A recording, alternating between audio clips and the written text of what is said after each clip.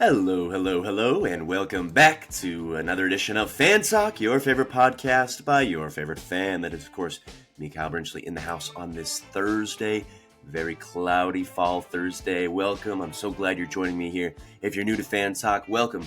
This is a podcast by the fans, for the fans. We talk sports, we're talking NFL, we're talking college football playoff. We're mentioning the World Series, the NFL trade deadline. We're talking about it all here on Fan Talk, Fan Talks podcast. You can find anywhere you get your podcast, YouTube, Spotify, iHeartRadio, Apple. I am there. Just search Kyle Brinchley Fan Talk for more fun Fan Talk content. You got the sign, you got the Rogue One posters, and we got a lot to talk about today. Today, I want to structure the show just a little bit different for those who are familiar with the show. We won't do all the elements the same way. We're switching it up today on this Thursday. It's going to be great. Of course, we're going to be talking Thursday night football here in just a second. Let's start with college football. We have officially received the college football playoff rankings for the first time this season. And if you don't know what I'm talking about, college football has a ranking system to determine the best 25 teams in the country. And for the first 8-9 weeks, they go by the Associated Press top 25. They are ranked 1 through 25. Number 1's the best. 25, you're still really good. If you're in the top 25, you're doing great. Is as simply as I can put it. But about this time of year, when there's only about 4 weeks left in the regular season, the college football playoff ranking becomes the official ranking system. And the college football playoff is a postseason tournament that was designed a few years back. It replaced what they called the BCS Championship. The BCS Championship was essentially just the two best teams at the end of the year played in the championship. They expanded the college football playoff to 4 teams, and they had 4 teams for quite a while. The top 4 teams got in. Just recently, they've changed it to 12 teams. Last year was the first year they did the 12-team playoff format. This year, they're sticking with that 12-team playoff format, and this is how it works. So 12 teams obviously get in. The committee allows 5 highest-ranked conference champions to get automatic bids. So you're broken up into conferences, and you're probably like, bro, I know what conferences is. But for those who do not, you are in a group with other schools, and you play those schools, and that group is called a conference. So if you win that conference and you're in one of these top 5 conferences, then you get an automatic bid to the college football playoff. And then, so there's 5 teams there, 7 remaining. So then the 4 highest ranked teams, regardless of conference championship status, will receive the top 4 seeds. So going back to originally how there was 4 teams in the playoff, those 4 teams will make the playoff. So currently we have a couple undefeated teams right now. We have 3 undefeated teams. If the playoff started today, Ohio State, Indiana, Texas A&M, and Alabama would all get in because they're currently the 4 top ranked teams in the college football playoff rankings. And then the other spots are filled in by teams that didn't win their conference and aren't in the top 4. So for example, let's say we currently have 4 teams in the SEC in the top 10 right now. So if Texas A&M wins the SEC, they're in. Alabama gets in because they're a top 4 team.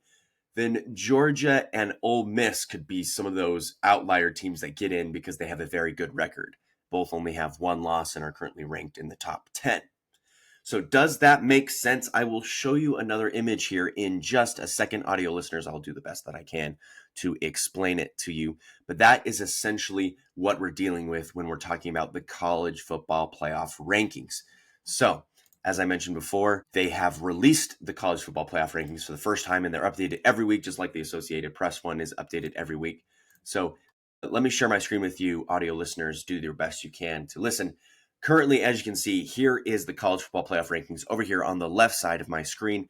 Ohio State, Indiana, Texas A&M, Alabama, as I mentioned, the top 4 teams. Here's the rest of the teams filling in. Shout out to my local fans who are seeing BYU at number 7, currently 8-0. If the college football playoff started today, if it started right now, and BYU won the Big 12 championship, they would be in the college football playoff. Now, if they lost and that was their only loss, and they only had one loss, there would still be a very good chance that they would be one of those teams that fill in the remaining teams in the college football playoff. So BYU, what do they need to do? They need to win out. They need to win, just win. They control their own destiny. If they beat Texas Tech, and they're playing Texas Tech this Saturday, what a big game that will be. We'll talk about that in just a second. If they beat Texas Tech and win out the rest of the year and win the Big 12, then they get in. If they lose this game against Texas Tech, they can still win the Big 12. If they lose against Texas Tech but don't win the Big 12, they could still get in if they've only lost one game.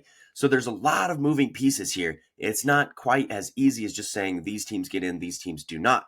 And I've mentioned this before. Now that the college football playoff has 12 spots, anybody thinks they can get in. Look, any of these top 25 teams can argue that they deserve to be in. Maybe not some of these teams in the bottom, like a Pittsburgh team out of the ACC with 2 losses. Perhaps in the ACC, you probably only need 1 loss, but you have a Georgia Tech team, you have a Louisville team, you have a Virginia team. Not all these teams are going to get in. I'm just going to say that right here, right now. There's only 12 spots, and it's very SEC heavy. Big Ten as well. We got 3 teams in the Big Ten, but 1, 2, 3, 4, 5, 6 SEC teams in the top 12. So it's very SEC Big Ten heavy. It's very hard if you're in the ACC, if you're in a smaller conference. You pretty much have to win that conference to get in. And so, but you got all these teams saying, hey, we deserve to be in. We deserve to be in. So it really is so imperative that you do not lose games, no matter what conference you're in. SEC, ACC, Mountain West, do not lose games. Try to win that conference championship and try to prove that you have the resume to get into the college football playoff.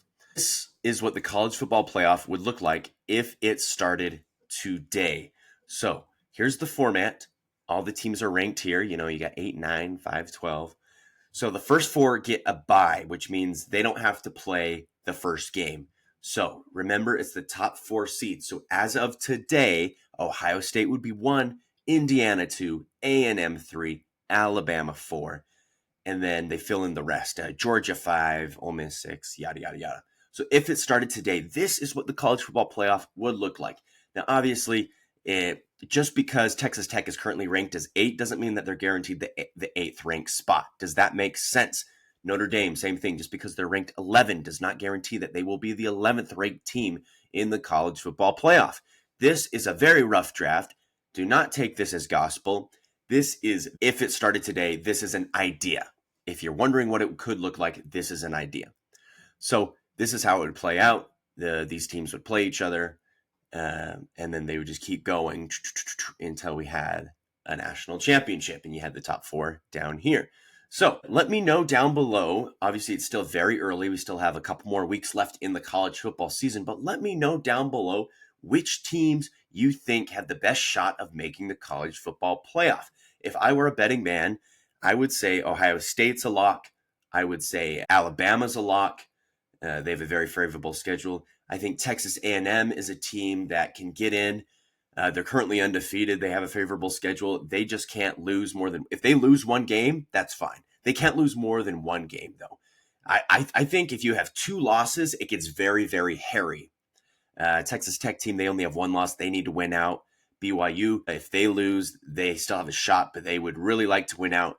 Texas has 2 losses. They're, I think, honestly, on the outside looking in, they have a game against Georgia. If they somehow beat Georgia, then that would be very interesting. They also have a game against Texas A&M. It's a very uphill road to climb. Ole Miss has a very favorable schedule. If they can win out, they're a 1-loss team. So there's just a lot of moving parts here, a lot of interesting things that could happen. So stay tuned. Keep your close eye on college football games this week. And speaking of, let's look ahead at some of the games that you should be watching this week in college football. Now, I won't highlight a ton, but I did mention earlier that BYU and Texas Tech are playing. 7th-ranked BYU, 8th-ranked Texas Tech in Lubbock. College game day is going there. Should be fantastic. If you want to sell a kidney to go to the game, tickets are as low as $407. Weather should be perfect. But this is such a huge game because, like I just mentioned, the college football playoff only has 12 spots. And currently, the top 12 is very saturated with SEC and Big Ten teams. The reason for that is because the committee and college football as a whole view SEC and Big Ten as stronger conferences. Teams are better, more competitive. Their losses are taken a little less serious than if you're in the Big 12. So, like I mentioned, Texas Tech already has one loss in the Big 12. If they lose again, I don't think they get into the college football playoff. I just don't. As a matter of fact, if they lose this game, they will not. If BYU loses this game, they still have a shot. But really, you can't afford to lose in the Big 12. So this is a huge game.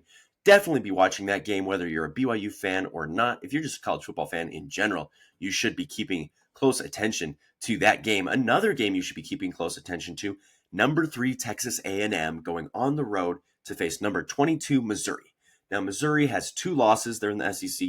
They're probably not going to make a college football playoff. They're on the fringes. You know, they've had 2 losses, but a big win here could really help their resume. Now, I'm not saying they're out of it, but it's not looking good for them. A&M, in the other hand, it's looking very good for them. And if they can handle business and win this tough road game against a very good Missouri team, then that will just solidify their spot in the college football playoff even more. Another very important game, Oregon, number 9, versus number 20, Iowa. Same thing with Iowa. They have 2 losses. They probably won't get into the college football playoff, but a win against Oregon would make the conversation a little more interesting. Oregon, on the other hand, they have 1 loss. If they lose this game, then they enter into that area of uncertainty. Those 2 loss teams that are really good, but there's going to be a lot of them at the end of the year. So which ones get in?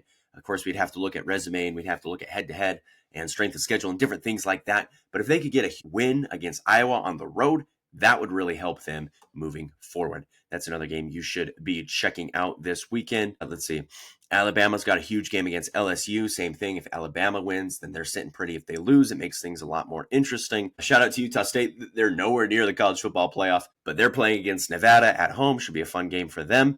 And I believe the University of Utah have a bye this week. They're not playing this week. So Oklahoma is not playing this week as well. So there are just a few games here and there that could be very interesting. You never know. There could be some upsets, but if everything goes according to plan, then we should see some changes to the college football playoff rankings next week. It should be very interesting. So stay tuned for that. Again, comment down below who you think is going to get in if you were a betting man and could bet today. All right, let's shift our focus to the NFL. The NFL trade deadline was this past Tuesday, and there were some big blockbuster trades. Nothing terribly crazy, but there was some really big news out there. So there have been some deals going on before the trade deadline. And there always is. There always is stuff going on before the trade deadline. But there's always so much activity on the actual day of the trade deadline. So let me just mention some things. The Cowboys are adding a couple guys on defense. Logan Wilson from the Bengals, Quentin Williams from the Jets. So really helping out their depleted defense there. Dak has been playing pretty well on the offensive side. It's their defense that is not good. So they've added some pieces there. Jacoby Myers is going to the Jacksonville Jaguars. Rashid Shaheed played ball at Weber State. He's going to the Seahawks. A couple other defensive players. Sauce Gardner, I think, is the biggest name, going from the Jets to the Colts. Their defense is already good. Their offense is clicking. Now they add Sauce Gardner. They're really making a push for the postseason, and I really hope they maybe take out the Kansas City Chiefs this year. Who knows? But very interesting move there. A lot of these trades were just draft picks, a couple guys for a couple of draft picks. Nothing terribly crazy. Jair Alexander went from the Ravens to the Eagles earlier in this year. So not a ton of action, but a few big names on the move. All right, let's shift our focus to the picks. Welcome. If you don't know what I'm talking about, ESPN Pigskin Pick'em time. Let's make our picks for Week 10 in the NFL. We're starting off with Thursday Night Football. Of course, the Las Vegas Raiders visit the Denver Broncos on Thursday Night Football. The Raiders coming off an overtime loss to the Jacksonville Jaguars, a game they frankly should have won. They go for 2 at the end. They do not get it. They come up short. Geno Smith throws the ball right into the defensive line, and they lose that game and drop to 2-6. The Denver Broncos are 7-2, coming off another fourth quarter comeback win on the road against the Houston Texans. They have now won 6 straight. Denver Broncos 7-2 at home. I like the Broncos in this one. I really hope the offense gets going a little earlier for the sake of my blood pressure. I have great blood pressure, don't even worry, but still, it's pretty nerve-wracking watching a team limp through 3 quarters and then come back at the very, very end. Someone can only handle so much of that. Give me the Broncos in this one. to win on Thursday Night Football. We are returning across the pond. This time we're going to Berlin, Germany. The Atlanta Falcons 3-5, visiting the Indianapolis Colts 7-2. Falcons just lost to the Patriots because their kicker missed an extra point, and the Colts looked a little more human than they were showing against the Steelers. They just lost against the Steelers. They're 7-2. I still think the Colts in this one. I think the defense is going to be the story of the game here. Michael Penix does pretty well when he's not under pressure. He only took, I believe, it was 1 or 2 sacks against the Patriots. He wasn't he wasn't pressured that much, and frankly, the Falcons lost that game because they shot themselves in the foot. But the Colts did the same thing. They turned the ball over 6 times. Even if you just cut that in half, you only turn the ball over 3 times, the Colts would still have won that game against the Steelers. So give me the Colts in this one to win overseas against the Falcons. Bears and Giants. I'm going to go with the Bears in this one. The Bears coming off that crazy. Did you see that game? Go look up highlights for the Chicago Bears versus Cincinnati Bengals game. That was an absolutely crazy game. Defenses stayed on the sideline, and it was just offenses throwing the ball downfield. It was absolutely crazy. Give me the Bears in this one over the New York Giants. Jackson Dart, I hope he continues to improve. He is looking better each and each week. The Giants will get a win here one of these times, but not this week. Bills at Dolphins. Give me the Bills in this one, coming off a huge victory against the Kansas City Chiefs. Dolphins 2-7. Not much to say there about the Dolphins. I think I've already said everything that needs to be said. Ravens and Vikings, the battle of the purple teams. Yay! The Ravens have Lamar Jackson back. They're 3-5. The Minnesota Vikings are 4-4. J.J. McCarthy is back, coming off a big win against the Detroit Lions. The Vikings look pretty good. Honestly, I think it's low-key the game of the week. It has the potential to be for sure. I am trending towards the Ravens because with Lamar Jackson, they're just a different animal with Lamar Jackson. Let's be real. Cooper Rush, Tyler Huntley, but Lamar Jackson, he makes this team very dangerous. They're still the favorites to win the AFC North somehow as a 3-5 team. That's because Lamar Jackson. That is the Lamar Jackson effect. Give me the Ravens in this one. Browns and Jets. Browns are favored in this one. This is the toilet bowl of the week. I'm actually going to go with the Jets in this one. At home, Browns have a good defense, but that offense just can't get rolling. And we saw the Jets offense come alive against a very bad Bengals team. They are facing a much better Cleveland Browns team, but I think this game is a lot closer than the picks signify. And I'm going to go with the Jets in this one as my upset pick of the week. 2 wins in a row for the Jets. Patriots at Buccaneers. Buccaneers are depleted on offense, but Baker doesn't care. He'll throw to the water boy and still throw for 400 yards. The run game's not going. Bucky Irving's still not a go. Mike Evans, Chris Godwin probably won't go. So it's really going to be, can Baker cook? Can Baker bake? And the Patriots, Drake May is looking very good. He has a QBR of over 100 in his last 8 games. He's doing very well. This is a road game. I actually like the Patriots in this one to upset the Tampa Bay Buccaneers. Give me the Pats. Saints at Panthers. Give me the Panthers in this one. Would anyone in their right mind after week 10 be like, yeah, the Panthers are going to be 6-4? Not me. Not me. Saints continue to trend downward. It doesn't matter who their quarterback is. It's a rough year down there in NOLA. Jacksonville Jaguars at Houston Texans. Jaguars, again, coming off that overtime win against the Las Vegas Raiders. Houston Texans losing a heartbreaker to the Denver Broncos at home. But the real heartbreak is C.J. Stroud is in concussion protocol. He will also miss this game against the Jacksonville Jaguars. So Davis Mills will step in. I actually like the Texans in this one. The Texans defense is very, very good. And they had the Broncos locked down for 3 quarters. They were up 50 into the third quarter, and the Broncos weren't moving the ball at all. And that was very much the Houston Texans defense. That defense is going to show up today against a Jaguars offense that has been very hot and cold. They were hot this last week against a very bad Raiders defense, but against a very stout Houston Texans defense. Give me the Texans in this one. They have a good kicker in Kaimimi Fairbairn.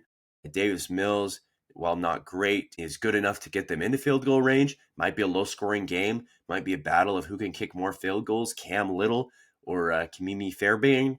But I'm going to go with the Houston Texans in this one at home. Give me the Texans. Cardinals, Seahawks. Give me the Seahawks in this one. The Seahawks are looking so good. Sam Darnold started the game 18-18 last week on Sunday Night Football with 4 touchdowns. Holy cow, didn't throw his first incompletion until the third quarter. I like the Seahawks in this one, although don't count out Jacoby Brissett. He's setting in as quarterback as Kyler Murray is now on IR. They're coming off a win against the Dallas Cowboys on the road. Pretty much saved the Cardinals season. If they can win against the Seahawks this week, holy cow, watch out for the Birds. But I like the Seahawks in this battle of the NFC West Birds. Rams and 49ers. I'm actually going to go on the 49ers in this one. I'm picking a lot of upsets this week. Maybe I'm trying to make up for lost time. But give me the 49ers in this one. Mac Jones has proved that he can do well enough as the backup quarterback. That defense is still playing very, very hard. But the Rams look very good. The Rams have a very good offensive attack with Puka Nacua, Devontae Adams, Matthew Stafford. Back problems, no way. Should be a very fun matchup. I am going to go with the upset here and cross my fingers and hope this helps me climb back into the leaderboards. Give me the 49ers. Lions at Commanders. I'm going to go with the Lions in this one now that Jaden Daniels has dislocated his elbow. Marcus Mariota stepping in. I think the Commanders' season is in the wrong direction.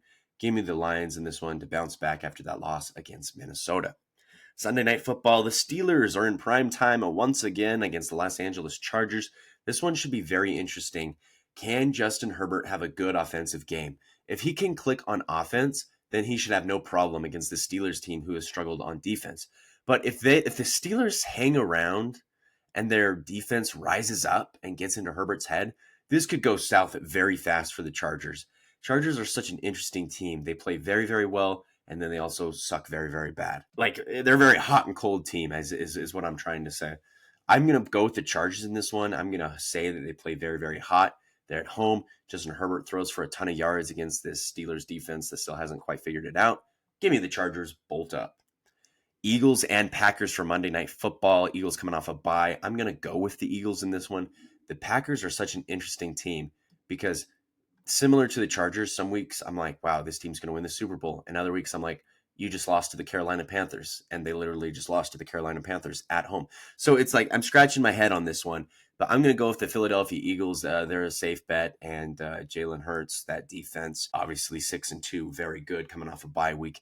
Give me the Eagles. All right, guys, a longer episode. I will mention the World Series update. As you know, the Dodgers come back and win the World Series. Back-to-back wins for the first time in like 24 years. It's been a long time since a team has won back-to-back. It's not like the NFL with the dynasties like the Patriots and now the Chiefs. It's very, very rare for a team to go back-to-back World Series, but the Dodgers did do that. The Blue Jays were so close. They were up 3-2.